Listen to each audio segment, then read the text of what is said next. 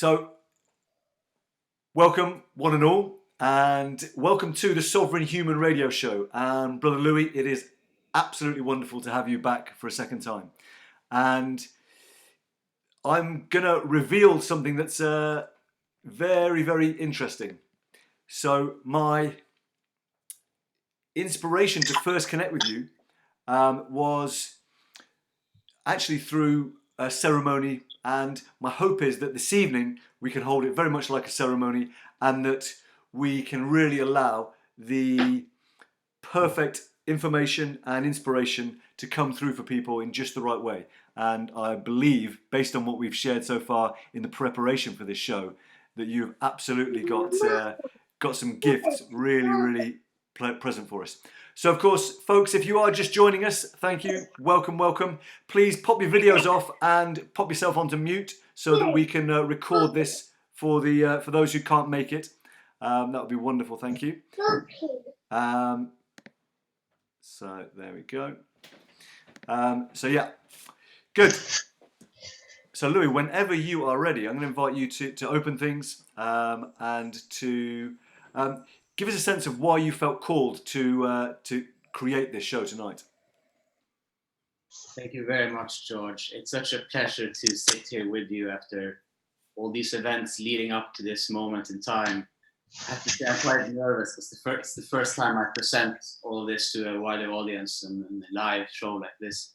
So the past years, I have been working for an association called Resistance 2.0. This is an association dedicated to help human beings on planet Earth and help them go through this shift of consciousness that we're experiencing today. So my intention with this show is that through my work, which is one-on-one work with our participants, members, as well as ceremonial work, so more metaphysical-based healing work, through that work, I have received a very powerful message, a very powerful understanding. In the last months, I have been directly instructed to start sharing this. Okay. So, what is your intention for the show this evening?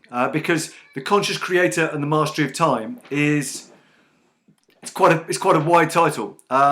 So, what I would love is to make sure that we really anchor in our intention for the show. And in preparation, one of the things you said was you really wanted to make sure the listeners discover if all of this information is going to be new to them, or confirm some of the ways that they can perceive themselves and begin shifting that.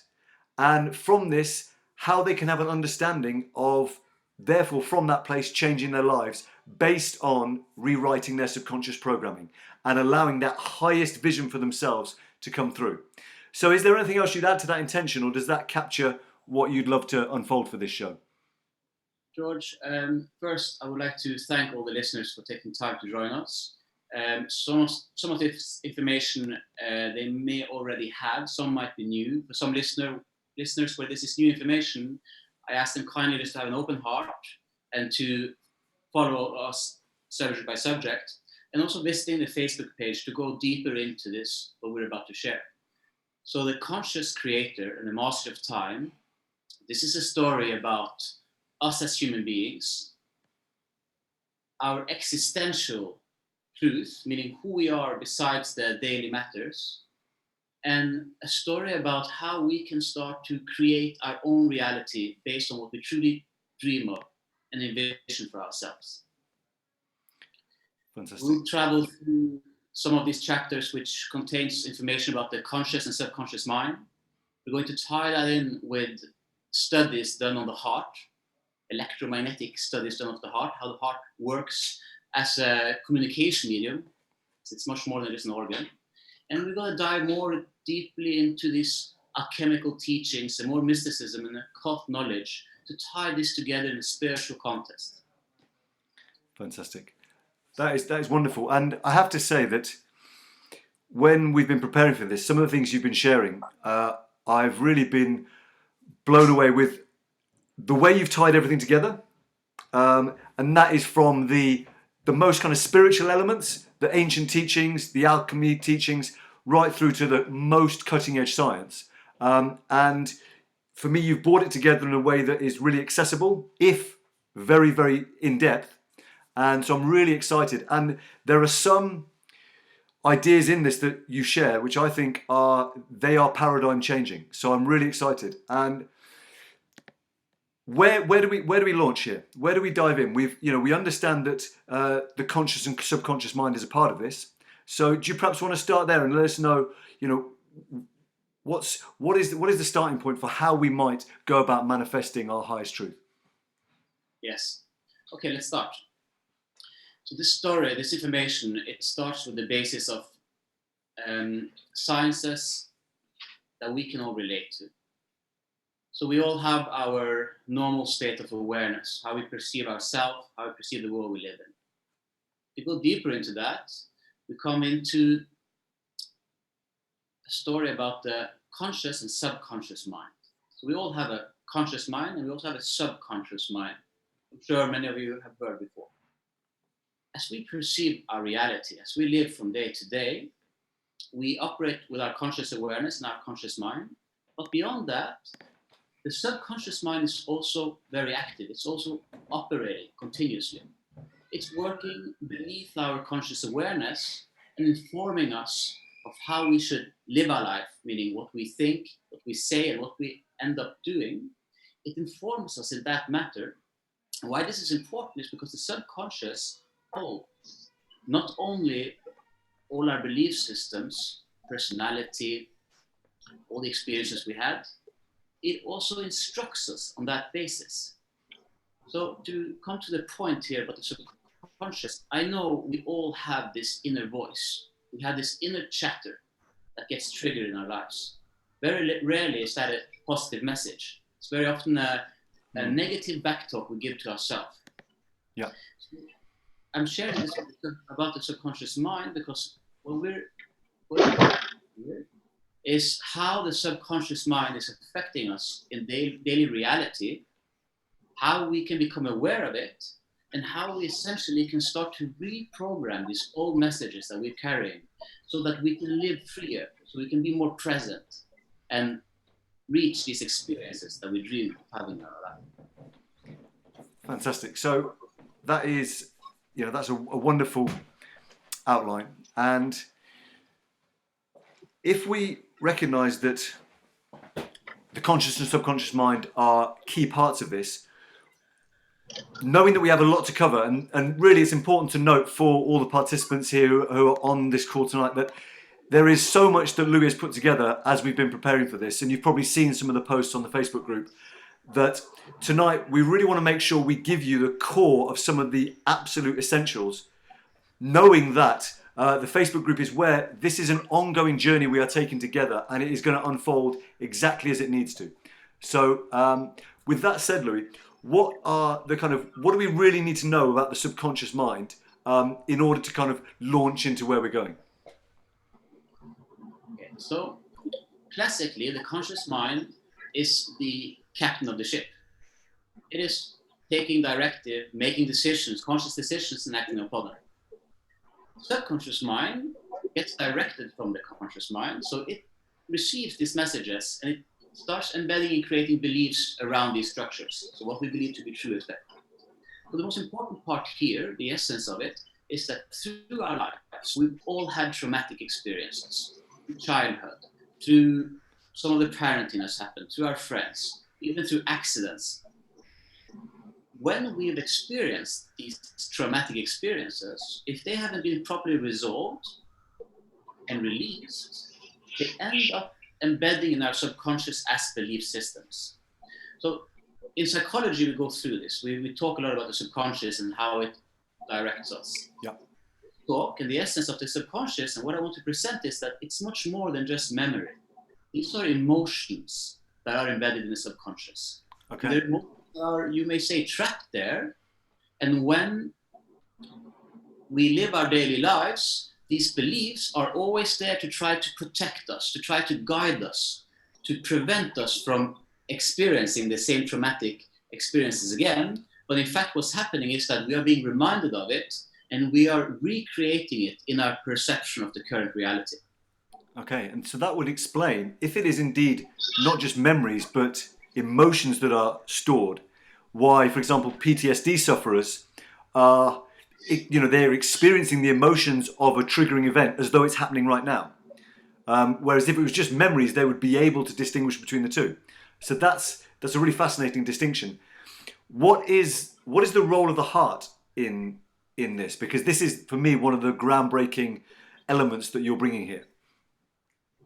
Very good, George. There's a lot to be said about the subconscious, so it is important that our listeners go into Facebook and get a more or a deeper understanding of this so they can relate with their own life experience how this works.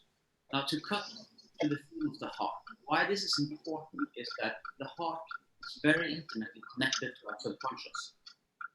For most people, the heart is just an organ that pumps blood, right? But if we look into recent studies, heart, we'll find that the heart does much more than that.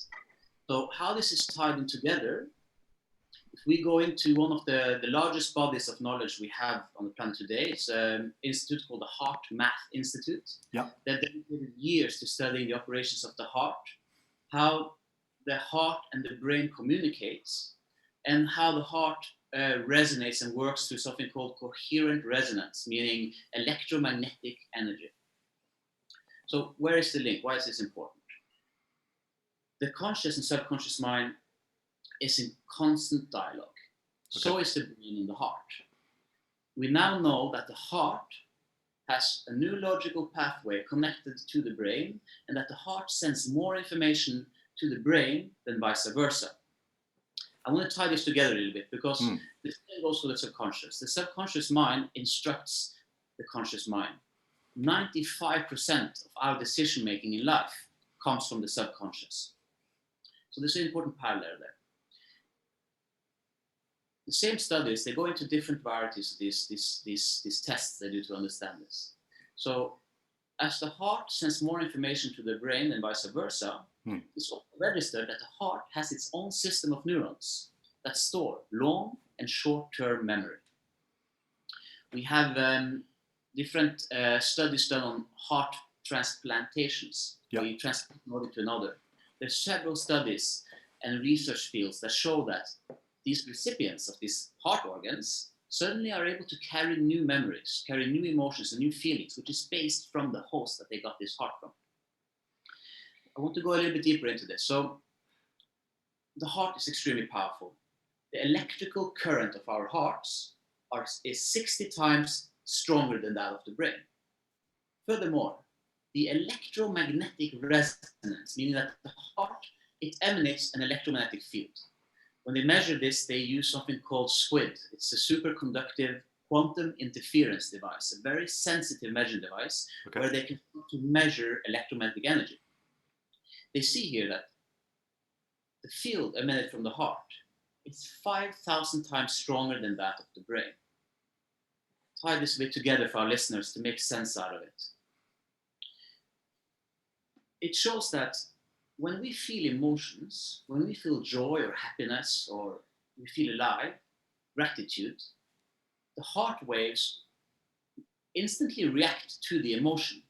So when we're feeling a benevolent, grateful experience in our life, we have very long wavelengths of this electromagnetic energy. Okay. When they test this 10 feet away from the body. They're able to read this electromagnetic energy. We also see in these tests that these electromagnetic waves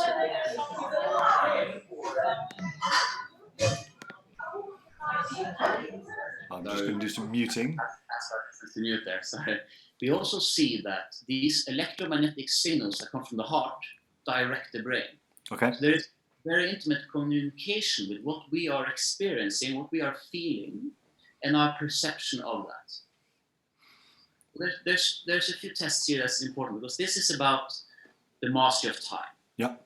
We want to tie, how does that tie into this conversation? So one of the prime studies, the one that caught my eye the most, it's a study where they take subjects, participants, they run them through a clinical trial where they show them a series of pictures, a series of emotional pictures, while their heart and brain is wired to this superconductive quantum interference device.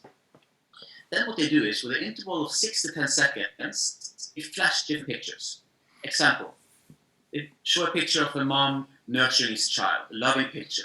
The heart goes into resonance. It reacts by sending a long wavelength, meaning it's registering that this picture is there, and then right afterwards, it sends a signal to the mind as the mind consciously sees the picture. When the opposite happens, when they show a terrifying picture, for instance, like a snake attacking, what happens is that the heart changes its wavelength into very short waves. The pericardium, which is around the heart, this bag we have around the heart, contracts the heart. And as this happened, our mind signals to go into flight or fight response. Okay. In adrenaline, we have a shock of it. What's really important to understand here, when they do these tests, they're able to see that the heart registers, meaning it changes its wavelength before the picture is shown and before the mind has been conscious of what's about to happen. So that's amazing. We're literally talking about precognition here. Exactly. Intuitive cognition. So let me just, because that's a lot of information there, and I want to make sure that part of my role is to hopefully digest it, and in digesting it for myself, I hope digest it for our listeners, whether they're here live with us or whether they're tuning into the replays or the radio show. So I just want to come back to the parallel between the heart and the subconscious, because if I've got it correct, our subconscious mind is processing thousands or maybe millions of times more bits of information than our conscious mind, and our heart equally has a electrical conductivity. I hope I've got that right, but it essentially is giving out far more electromagnetism than our brain. So it would seem like the parallel between our subconscious and our heart is that these are both hugely powerful parts of our operating system, if you like, and particularly the heart, with the neural cells of long-term and short-term memory that are in there, seems to have been hugely overlooked until some of these new studies that are coming out, particularly the ones that now say the heart is capable of precognition. So have I caught that accurate, that there is this real parallel between the heart and the subconscious mind, and that actually the heart therefore is our primary organ of sense perception? You're spot on, George. I want to tie this together because it's very important to understand. So in psychology, it's said that, okay, our subconscious beliefs dictate our perception. They take it as far as saying that we filter what we see based on what we believe. Now, what I'm stating here, based on this research, is that the subconscious is intimately connected to the heart. It resides in the heart. Wow. Okay, so that is a game changer. You're effectively saying the subconscious mind resides in the heart. So, and there where my statement comes with how we create reality, I'm stating that it goes much further than just that the subconscious filters our reality. What is happening here is that our subconscious is creating beliefs in our subconscious are directly connected to this electromagnetic field, and we send a signal based on these beliefs. So it's not only filtering reality, we are affecting the people and the events we attract into our lives through this heart resonance. And just to be clear, that heart resonance you're talking about is these different lengths of electromagnetic waves. If we are seeing a loving picture, the long waves are sent out, and if we're seeing something shocking, it goes into fight or flight in the short waves. So that is the resonance that's being created. Yeah, so we will go a little bit into this. So first we have to understand a little bit about electromagnetism. So we have four main forces of nature, physics. We have gravity, electromagnetism, weak and strong nuclear force. Okay. Within these four, the gravity force and the electromagnetic force are the two strongest ones. These go beyond time and space. They're infinite. If we look into astronomy and we look into how we now measure supernovas, which are thousands of light years away, we're doing this by registering the radiation, the electromagnetic energy coming from that space into our devices that we measure. So when we have our subconscious and we have certain structures of belief, the statement here is that these are embedded in our hearts. So a lot of human beings, they live in their mind. Yeah. Very few of us, we're able to connect with our hearts. And what happens is that when the subconscious, when we have these traumatic experiences throughout life, the heart contracts. We, we minimize the connection we have with this existence, with this field. And we go on living that on and on again. I'm sure many of our listeners have experienced that when they feel open, grateful, and connected, they see synchronicities around them. Yeah. Life seems to flow easier.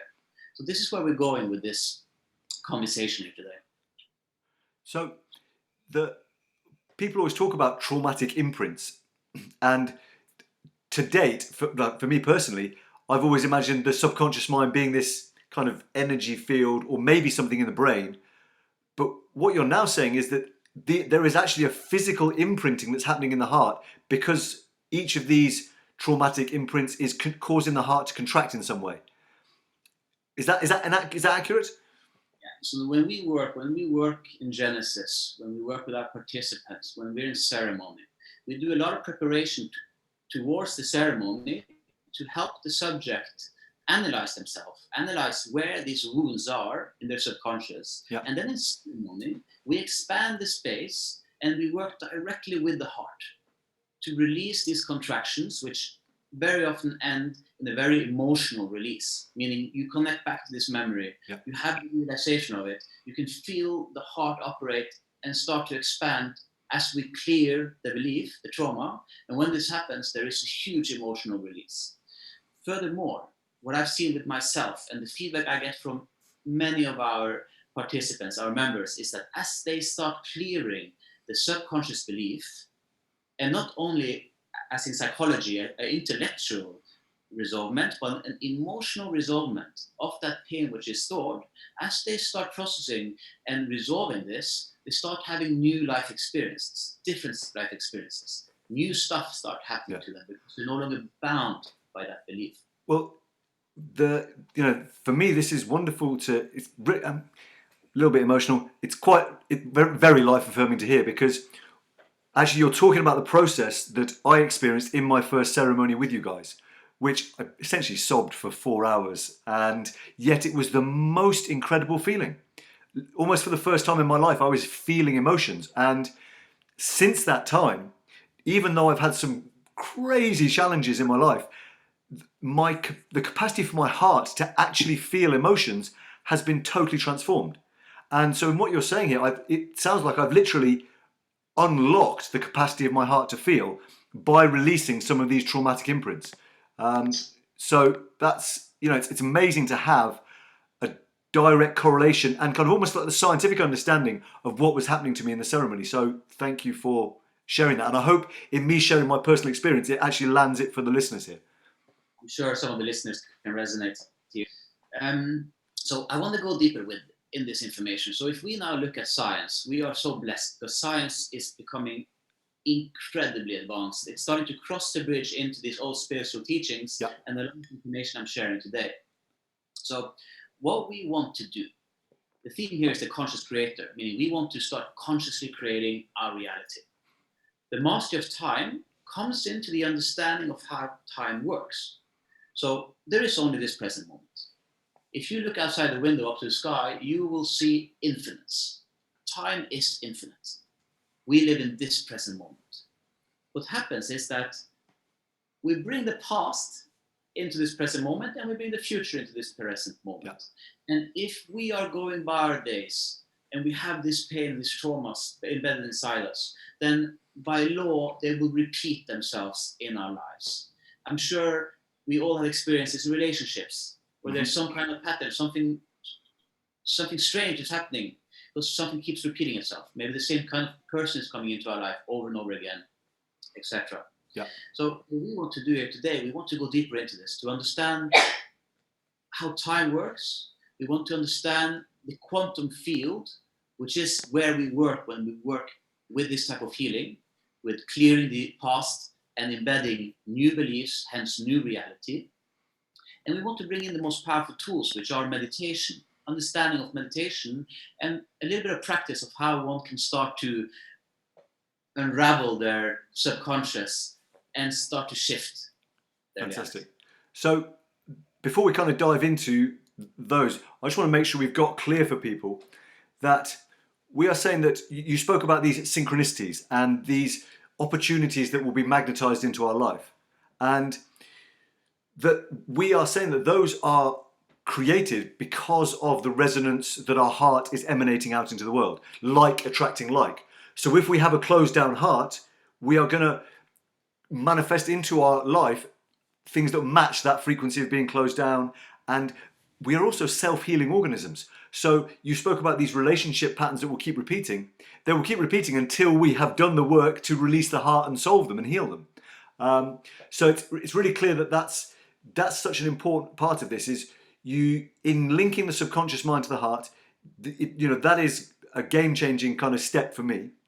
And you're now saying that with the heart being able to kind of perceive what is going on before it's even happened, we are able perhaps to begin taking control of the resonance our heart is creating, and therefore to take control of the life we are manifesting for ourselves. Right, indeed. Perfect. Good. Let's go into the quantum field. Let's understand this deeper. So our hearts are emanating an electromagnetic field. This field is beyond time and space. It works in waves. Yeah. Anyone who studies a little bit of quantum physics and looks at the entanglement theory, there you can directly start to understand how our resonant field is connected and linked to many other individuals and even things. So to explain a little bit about the quantum field, if you imagine your reality, this space in front of you here now, as an ocean of infinite consciousness.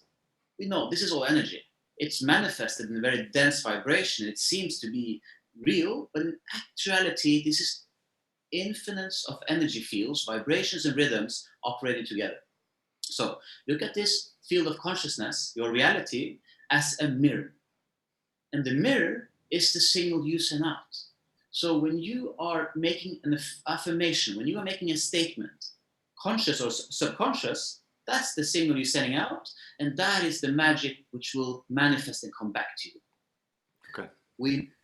We talk about this quantum field. We use names as source, the all, this formless, all-encompassing, omnipresent energy that we are all part of. Akashic field, 0-point energy field. There are many Good words. So we operate within this, and we are the conscious creator. So when we become conscious that we are manifesting, regardless if we are aware of it or not, that's when we can start making a change. And this change starts with registering what is the old programs here, and to start dissolving them with a higher truth about ourselves. So that's, we've kind of reached a point where I feel like we've built the foundations. And just for anyone who does need some further proof that this source field that Louis is talking about is conscious and responds to human consciousness, David Wilcock wrote an amazing book called The Source Field Investigations, where he really mapped out the case with about 1,000 scientific references that this field of infinite energy is alive and responds to human consciousness. And this is the scientific language that the ancients have been talking about for generations and generations, right? So because we can interact with this field through our heart primarily, we have the ability to therefore be conscious creators. And you said there that meditation is one of the ways that is like a doorway into that. So we've kind of built the foundations, I feel, and of course, like Louis has literally put together almost like a book of amount of information on these different elements. So please do dive in, and I know he's going to be sharing that in the Facebook group. But with our kind of basic foundation in place, how do we now begin to become these conscious creators? Okay, great. Let me just add. So yeah, science. If you look into YouTube today, this information is coming. The wave is cresting over the world. Yeah. All the spiritual trends are leading into this. So if we go back, the oldest teachings we have, if you go into the Vedantas of the Indian teachings, they all share the same. The alchemists, they all share the same. So this is not news. It's just for the seeker to come to that point. So how do you go about this? The key here is understanding the answer to the primordial question, who am I? Who am I truly? When I say who am I don't mean what we are defining as our personality or job or some external basis. I mean, what is real? What is eternal? What is infinite? Mm-hmm. So the meditation comes in because the meditation allows us to discern and come to the answer. There are many ways of describing meditation. Some say it's to be present, to stay present moment, to get out of the mind. My take on this, it's meditation is to find back to your true self. So when you sit in meditation, you sit still. You're sitting in a state of being and you're observing.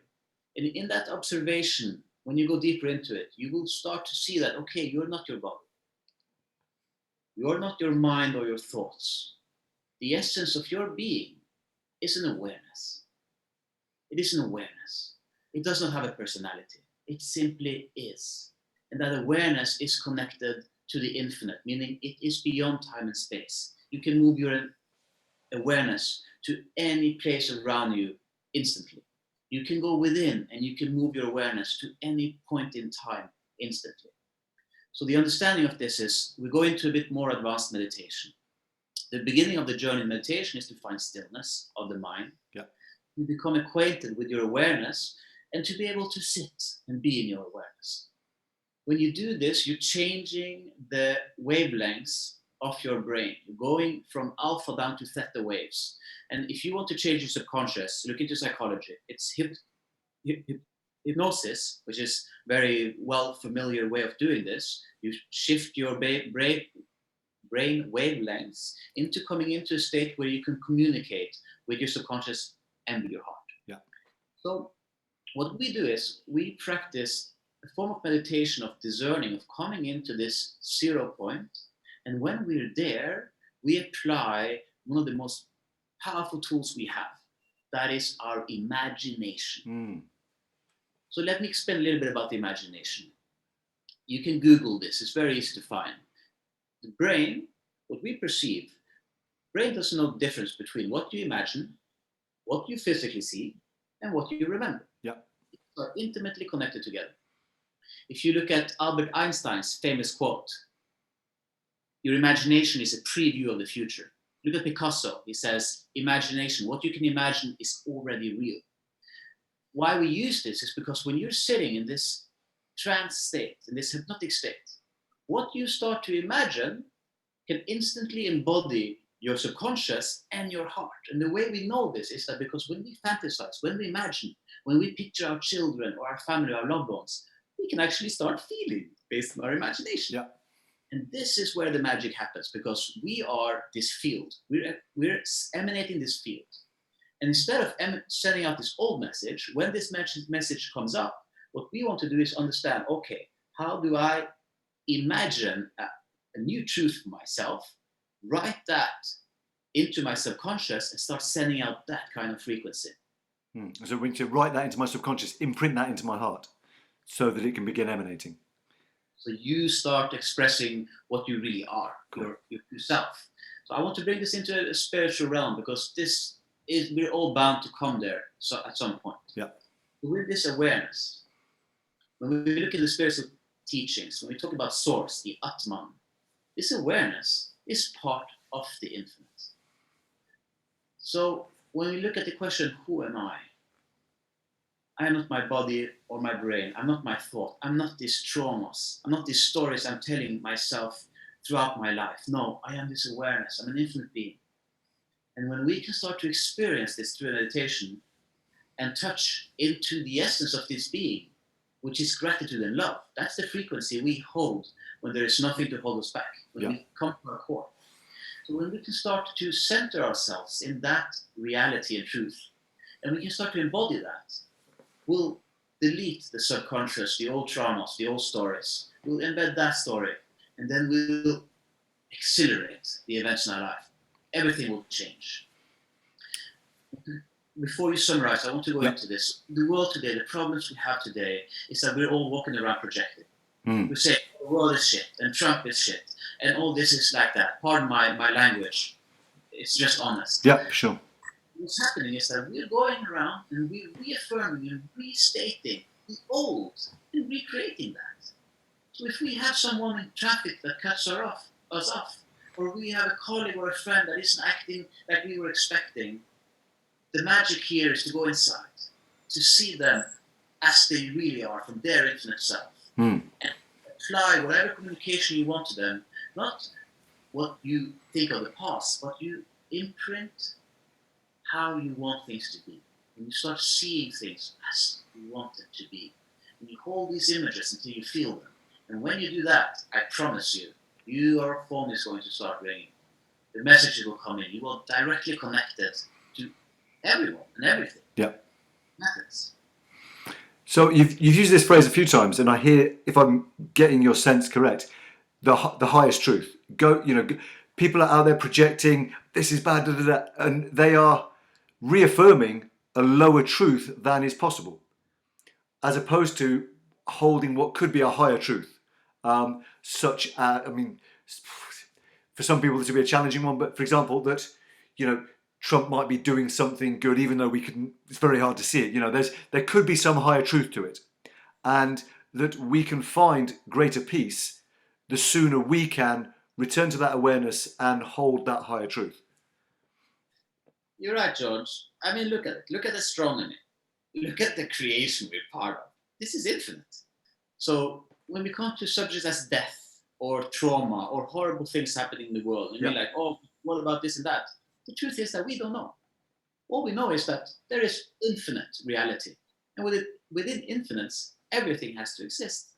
So we have to be very aware of what truth we tell ourselves.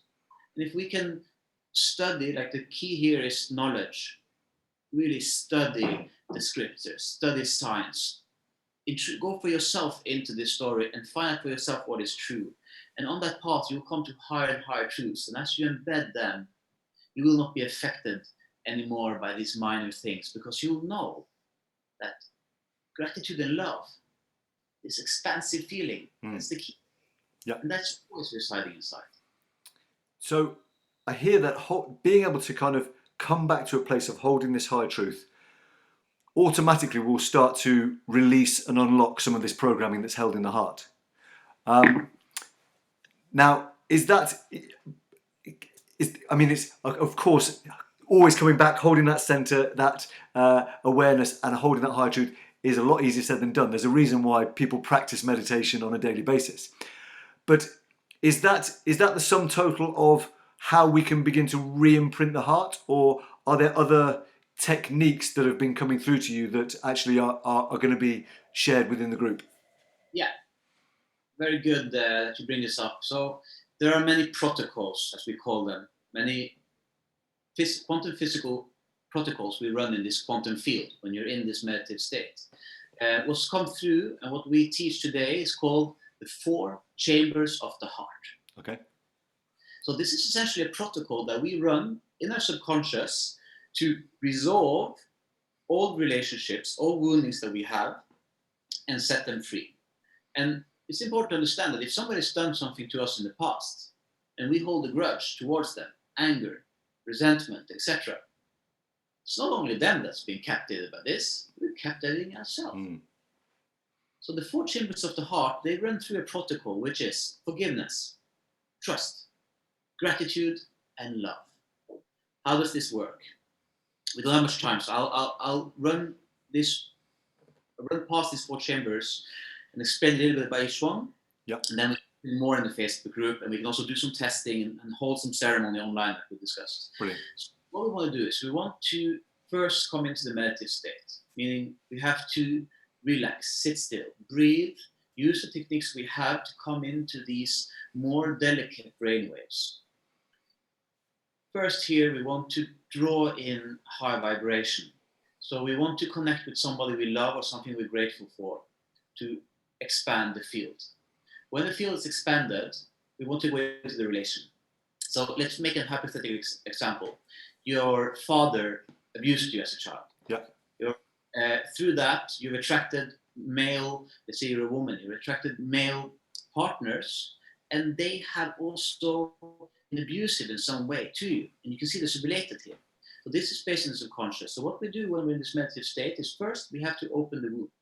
We have to travel through our memory. It takes practice and come back to the core moment where this was embedded, when this happened.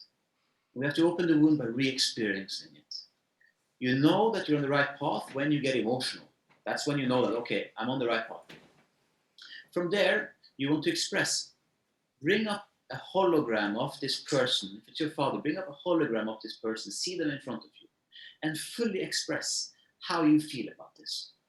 Be very acutely when you do this that you are connected in the field, that you feel emotional when you do this, because that is the key.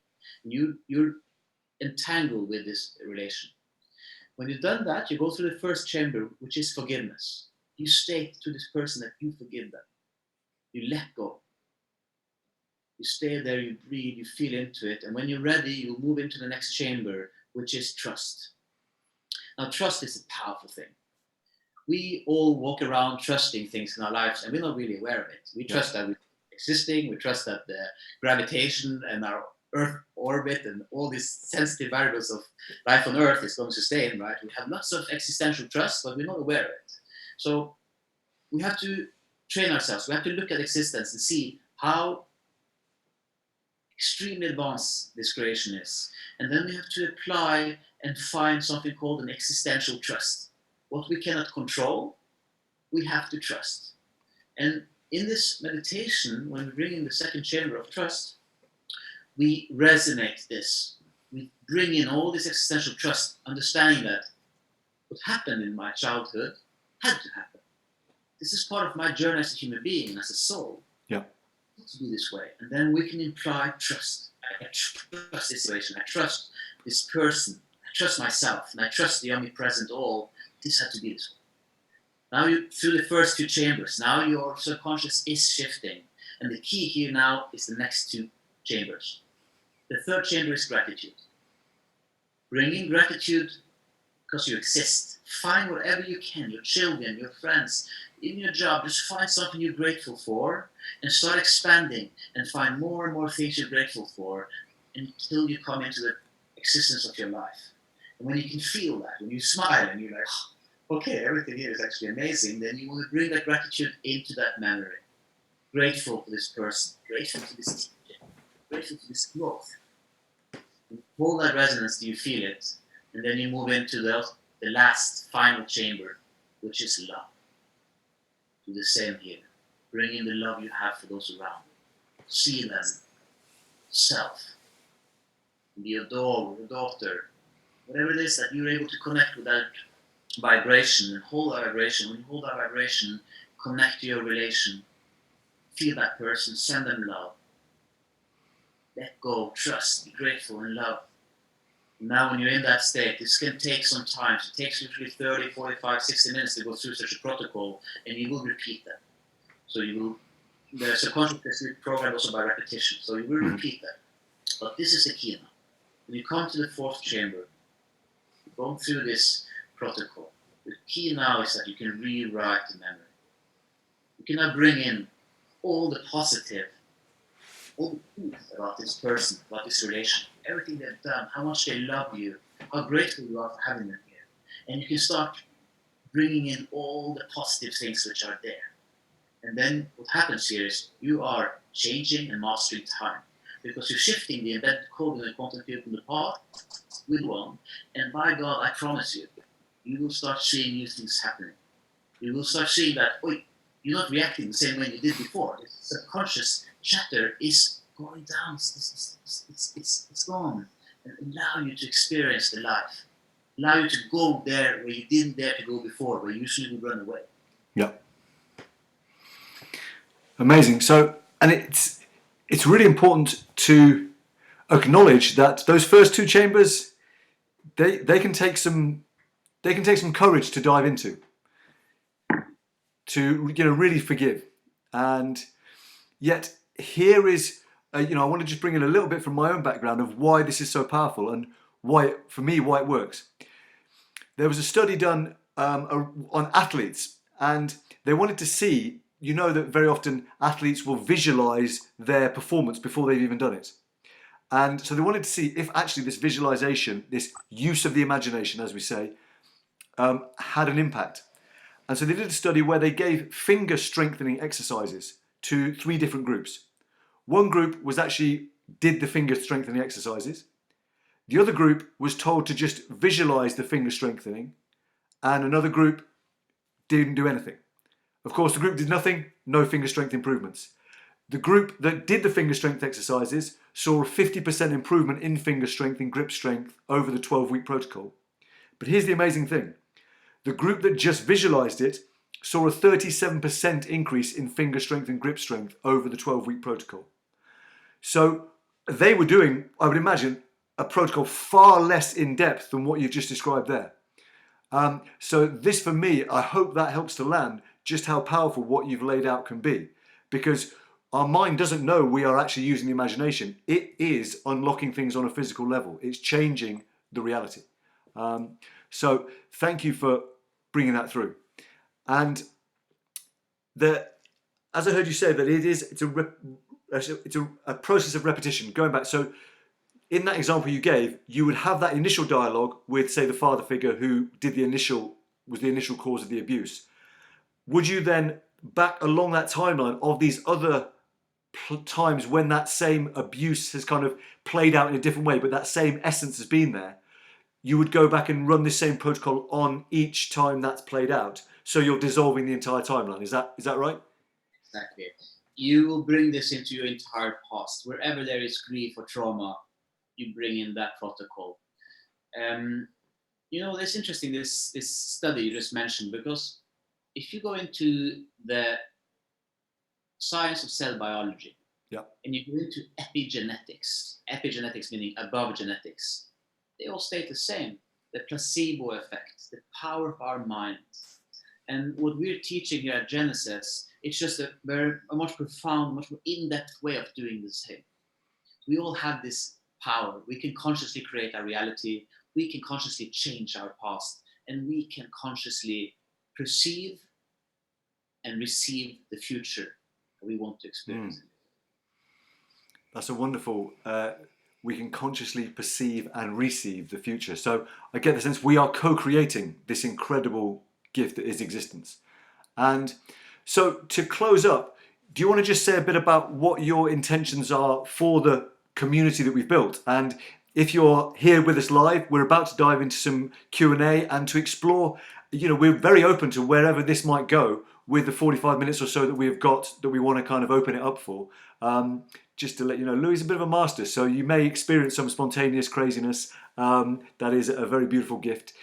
But for those who are perhaps listening on the replay, what is your intention for the community we've built within this small little Facebook group? I know that you don't want it just to be your other average Facebook group where people start spamming. It's not about that at all. These are some methods for healing and transformation that, as you said, have downloaded, have come through you. And we've gathered this group so that we can begin polishing and shaping them. So how do you see the next couple of weeks or so unfolding with what you want to share in the group? So my intention, I want to bring in another person here, because there's a co-founder of Genesis. Her name is Typical Wishart. She's been an amazing teacher, partner, best friend. Together we work in this field. Until now, we work with hundreds of participants. We've all done it very secretly by word of mouth, doing our teachings and our healing ceremonies, etc. And now we've had the calling to share this unconditionally. So the Facebook page, this radio show is the first time we're going to do this. So it will evolve organically. There will be a lot of information that we will post on this group to tie this in, and we will create online ceremonial courses, protocols that people can participate in. So this is all leading up to the full moon tomorrow, which is the true solstice. This is a moment in time for us to send this message out. So we really want all the listeners, all the members on Facebook to share this, ask questions, get involved. And when we see a recurring theme, we will respond. When we get requests, we will respond. And then we will also give our own flair and share all of our teachings to this beautiful, beautiful group and following. Fantastic. And yeah, let me really echo, thank you for being a part of the group, because there are loads of Facebook groups out there. There's loads of demands on our time. And so for you to be here, I hope you get the sense now that you are at the start of something potentially very special. Because that insight that the heart could well be the seat of the subconscious mind is incredible, because suddenly it means if we can, thanks to the Heart Math Institute research and the studies that you've been quoting, begin to understand how we can influence our heart, we can re-imprint our subconscious and therefore totally transform the life we are creating for ourselves. And let me also, from a personal perspective, share that, with Dippy and with yourself, these are folks who have been helping people to shift some of the deepest, hardest things that people may feel they can never move beyond. And, I've seen myself, people totally transformed in what they have as their vision for their future. So thank you for being a part of the group. And I can only state for myself that this is really something that I believe is the start of something very special. So thank you. And with that said, shall we dive into some Q&A, see how this has been landing with people? Yeah, we can. To close this off, for our more skeptical listeners, I know can be a lot to take in. Please have a look at Indian medicine, the Anahata, the fourth chakra. Go into Chinese medicine. They both reside and state that our soul resides from the heart. Mm. And inquire a little bit about your life experience, because I know all of you have had moments when you knew something to be true, when your intuition came in and it was information which was beyond our senses, but you knew it to be true. And every time you receive this, it turns out that it was right. So with that, I say thank you so much for everyone for allowing me to share this and for joining us and participating. The floor is open. Please, any questions? Yeah. Let's go in. So please do unmute yourself, turn on your videos. Let's open this up. Let's open this up. And we would love to hear whether you want to pop it in the chat box or you whether want to just pipe up. Let us know how some of this information has landed. Some of you, it might be relatively familiar. Some of you, it might be like, what have I just listened to? So please do let us know how this has been landing for you. Greatly put out, and George, thank you for wrapping things up. I think I want to put like another not an example, but like a live question mark from my side. You're talking about is getting back in your past and seeing what can what's affecting you now, what's repeating, what's keeping on repeating. Yeah.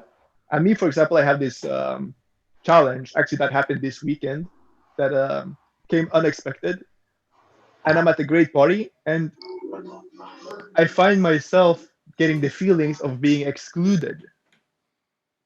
So me trying to figure this out finds out that no, that's not true. I'm excluding myself. So to like put what you say into practice, into reality, how can I actually go into myself and find out where in my past is this coming from? How can I discern what is actually causing this exclusion? What is causing this fear of exclusion? What's the truth? I get some memories in, but I don't know if that's the truth. Could you help me out how I could proceed on that?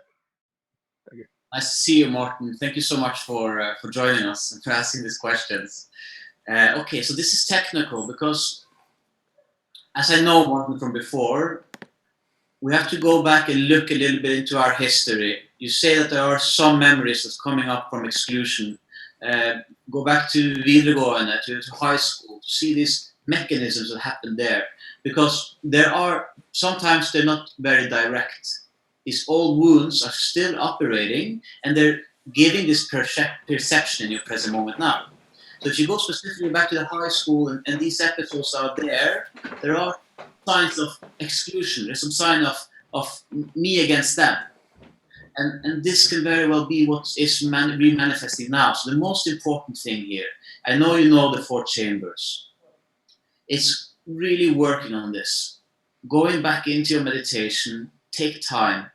This is a lifelong journey, my dear friends. This doesn't happen overnight. And me, myself, I get triggered often.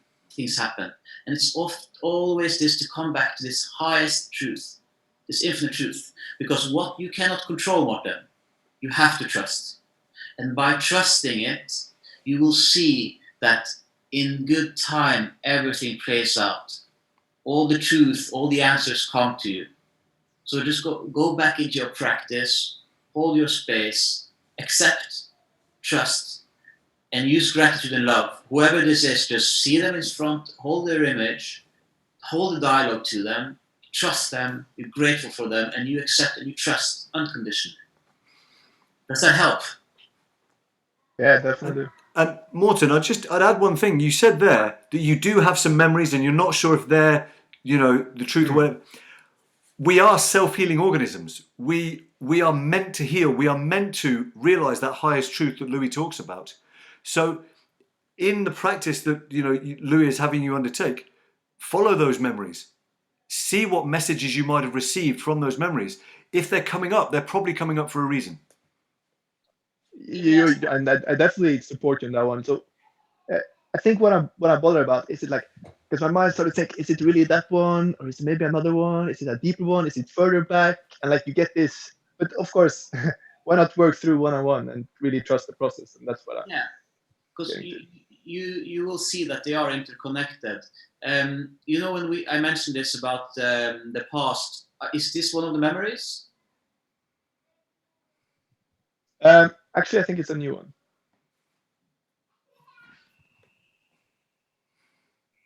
Or I don't know if I understood your question. When the referral I made to high school and some of these memories, are they connected to this?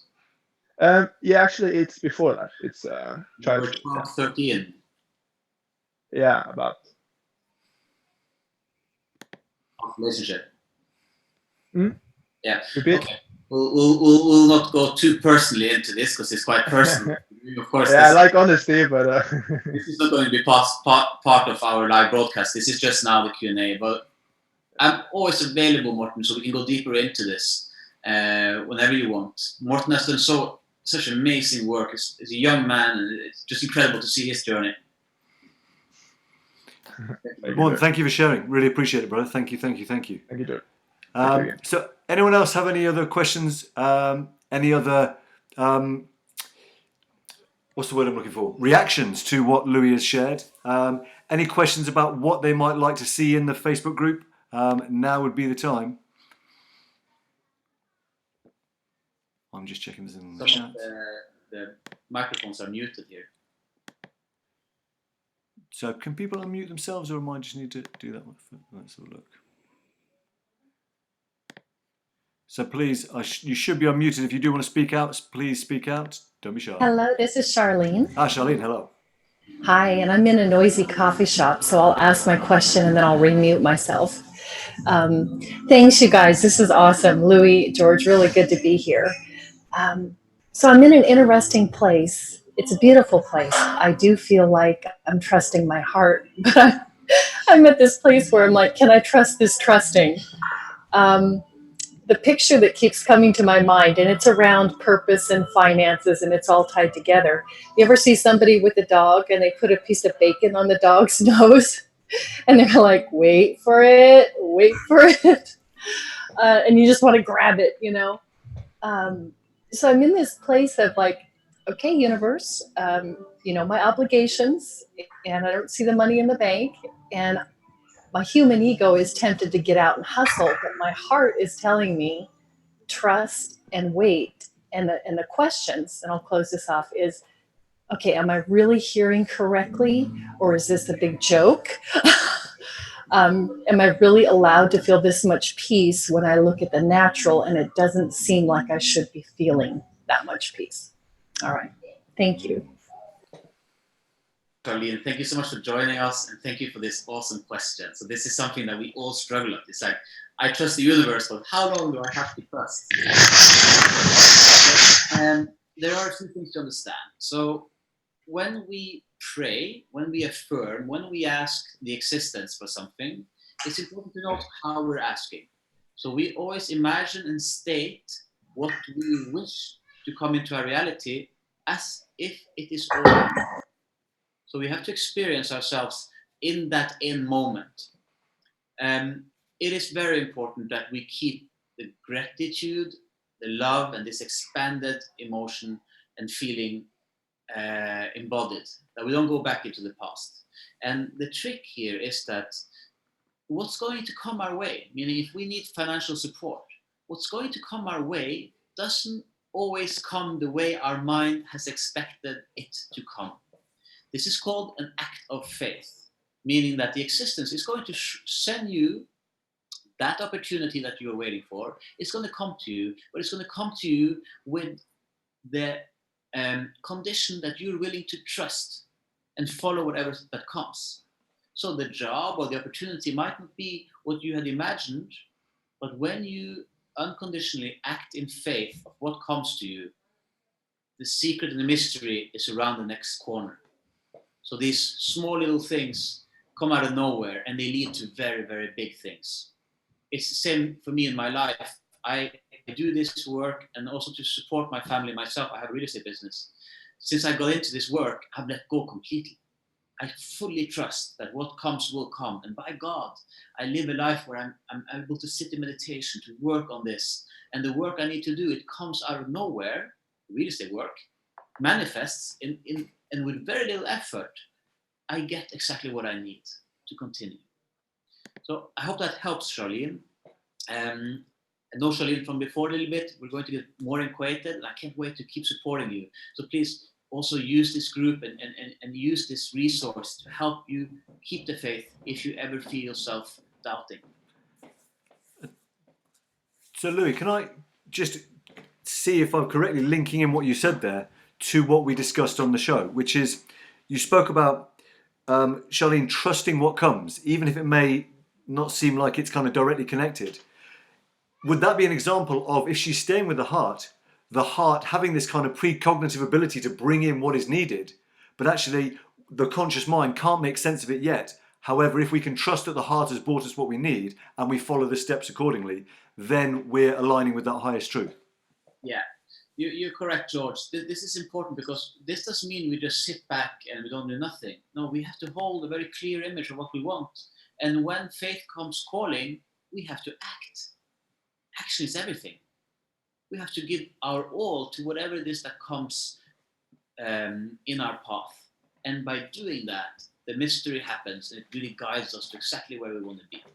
So there is action to be taken when the opportunity presents itself, and you will know when that happens, when that comes. I just want to ask Charlene, since she asked the question, maybe unmute her and see if she wants to reflect. She writes there in the chat. Beautiful.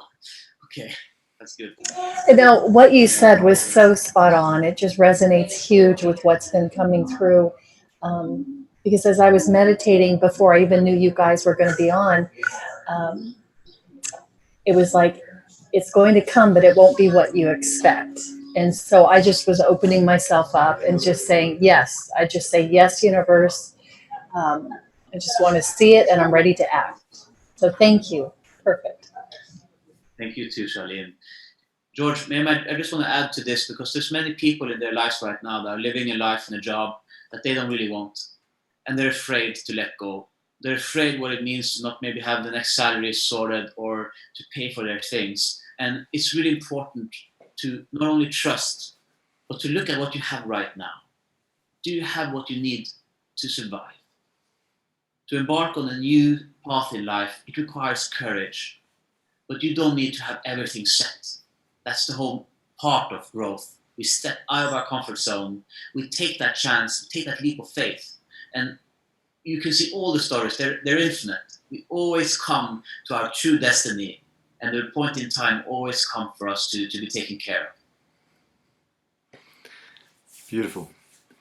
So do we have anything else? Any other way? I would say please take advantage for Louis being here and this live session. So cool. Irina's heading off, saying she's loving it. Grateful for the teachings that are going to be shared widely. Outstanding. Anybody else? Please do take advantage of Louis. I would say mercilessly. He is here.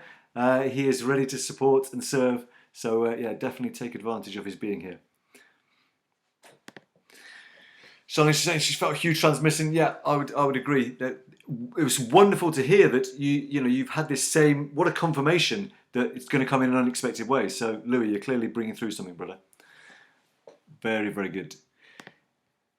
So I reckon anyone else, because otherwise we'll wrap this up and we will let people get on. But I want to make sure that we have the time. So let's, if there's anybody. They're all muted here, so I don't know if that's They can unmute themselves. They are sovereign beings, and actually the technology is not stopping them from being sovereign beings. great. Is there anything that's coming to you to share as we are here? Yeah, I will just share that we will continue this path. This is not the end. This is just the beginning of this journey, and there's much more to come.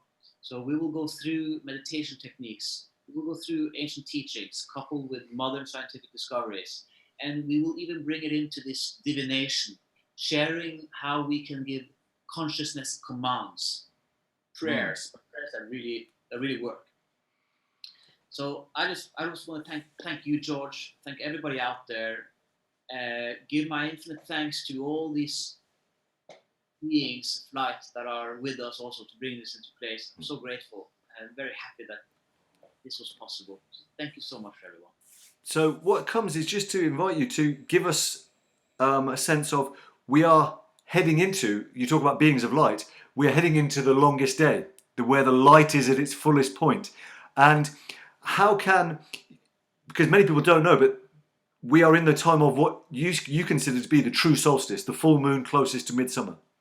So how can people use this very potent time to perhaps bring in some of the things we've been discussing here, or to actually invite in something that maybe that has been lacking so far? So what kind of what can you give us as a takeaway around harnessing this true solstice energy? Perfect, great, George. Okay, this is very important. So when we go into the alchemical teachings, when we go into astrology, which is a force to be reckoned on, when we work in the quantum field, we can use different bodies to amplify our affirmations, our commands or prayers. So this is done in different ways. Some might use different types of mediums to send this message from this physical state into the quantum field, into the spirit world, as it's always also called. So as we're moving into the solstice is on the 21st of December, but it's actually the full moon that shows the exact pinpoint of the solstice, because the Gregorian calendar is off track, it's not accurate. So we're moving in from today till tomorrow into this solstice and full moon. This is an alignment. As above, so below as above. This carries a huge electromagnetism pull to it. So whatever, here comes my advice, whatever you are seeking, whatever help you need, whatever you want in your life, this is the time to ask. This is the time to state. And by doing so, be very aware of what you ask for, because that's what's going to come into your life. So seek the highest truth. Forget about the material things. Just make sure that you are taken care of and that you're happy, but go deeper. Go into the gratitude and love. Gratitude for that you exist, for everything we have in this world together now, because this world really needs our help. We are on the shift here, so take part in it. That's the best advice I can give. Really take advantage of this magical time we're coming into these next days. Beautiful. Thank you, brother. What a way to finish. So really, from my heart, from yours, seek that highest truth. Seek that love. That is why we're here. So thank you so much for being here, and thank you, Louis, for bringing this through. The amount of work you put into to bring it to life. And I salute your real estate team. We've got the work done while you were able to bring this wonderful work into the world, and I'm really looking forward to what you share in the Facebook group. And blessings to Sister Dippy as well, who I'm sure is there listening, supporting you to be even more incredible. So, and to everyone who's attended live, thank you so much. And to everyone who's listening to the replay, watching this, we really appreciate you being involved, and we cannot wait to see how this unfolds. So seek that highest truth, seek that highest love. Good night from me. Thank you so much, everyone. With all my heart, sending all my love and gratitude. Thank you so much. Have a lovely Sunday evening and good night. Blessings, blessings, blessings.